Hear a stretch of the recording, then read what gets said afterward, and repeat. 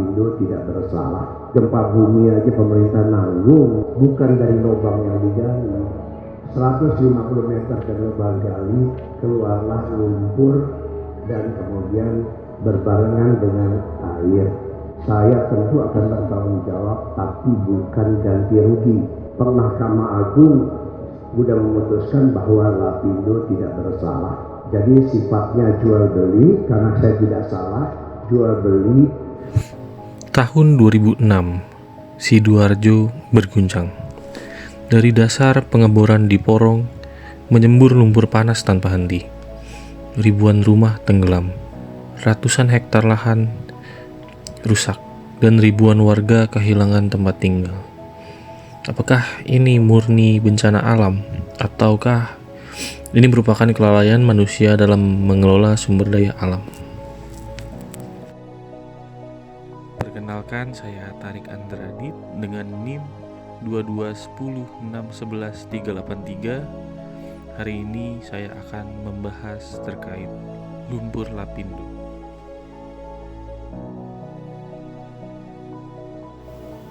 Kasus ini bermula pada 29 Mei 2006 ketika PT Lapindo Brantas sedang melakukan pengeboran gas di sumur Banjar Panji 1. Tiba-tiba semburan lumpur panas keluar dari titik pengeboran dan tidak dapat dikendalikan. Dalam waktu singkat, 16 desa di 3 kecamatan terendam oleh lumpur.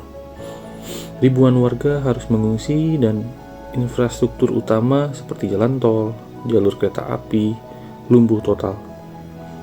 Kerugian mencapai triliunan rupiah, tetapi dampak sosial, ekonomi, dan ekologis jauh lebih besar dari sekedar angka. Hingga hari ini, sebagian wilayah itu masih terkubur lumpur.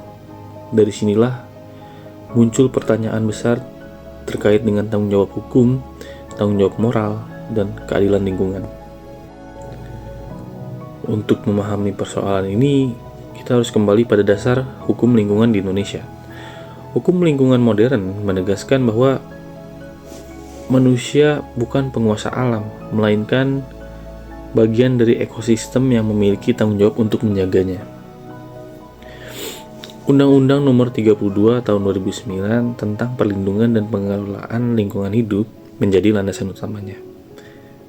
Dalam undang-undang ini, terdapat asas tanggung jawab negara, asas berkelanjutan, asas kehati-hatian, dan terutama asas strict liability, yakni tanggung jawab mutlak tanpa perlu pembuktian kesalahan. Artinya, siapapun yang kegiatannya menimbulkan pencemaran atau kerusakan lingkungan wajib menanggung akibatnya, meskipun tidak terbukti bersalah secara langsung. Pada kasus lumpur Lapindo ini muncul perdebatan antara dua pandangan besar. Di satu sisi, PT Lapindo meyakini bahwa ini adalah bencana alam yang tidak dapat dicegah akibat dari aktivitas tektonik di wilayah Jawa Timur. Namun, berbagai kajian ilmiah menyatakan bahwa semburan tersebut sangat mungkin dipicu oleh kesalahan teknis dalam pengeboran, khususnya kegagalan dalam pengendalian tekanan formasi saat pengeboran berlangsung.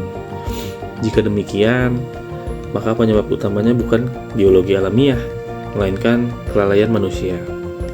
Dari sisi hukum lingkungan, kelalaian teknis yang menimbulkan pencemaran berskala besar termasuk dalam kategori environmental wrongdoing yang mewajibkan pelaku untuk melakukan pemulihan dan ganti rugi sesuai dengan pasal 87 Undang-Undang Nomor 32 Tahun 2009. Tragedi ini tidak hanya menyisakan kerusakan fisik, tetapi juga luka sosial yang mendalam.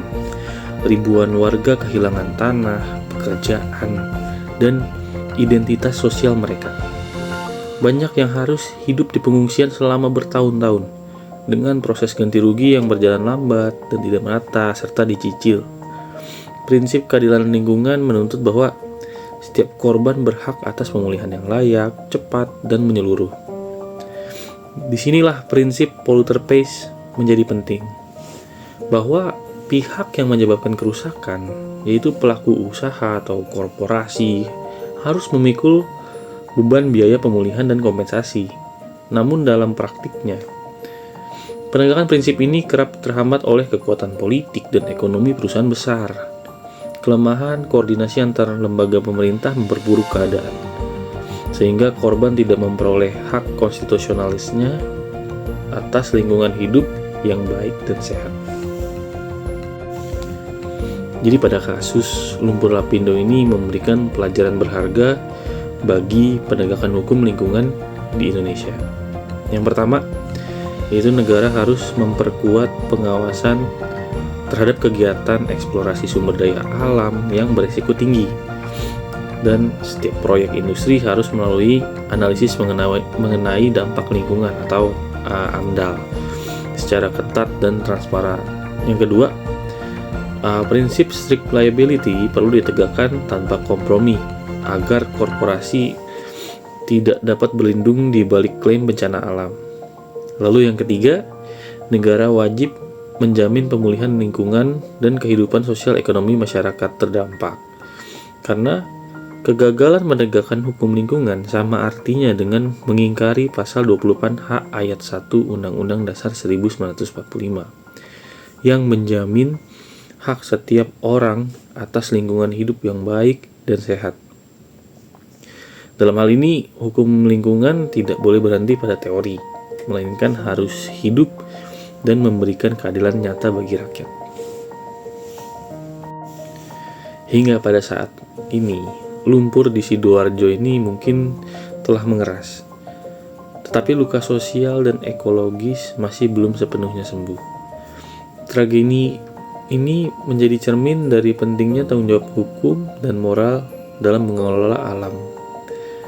Hukum lingkungan bukan hanya tentang menindak pelanggar, tetapi juga tentang melindungi kehidupan generasi yang akan datang, serta terkait dengan keadilan lingkungan bukan sekedar konsep yuridis, tetapi amanat moral dan konstitusional bangsa. Semoga tragedi lumpur lapindo menjadi pelajaran berharga agar pembangunan terkait dengan sumber daya alam di Indonesia selanjutnya bisa selalu berlandaskan pada prinsip keberlanjutan dan tanggung jawab terhadap ekologis dan juga kepentingan negara.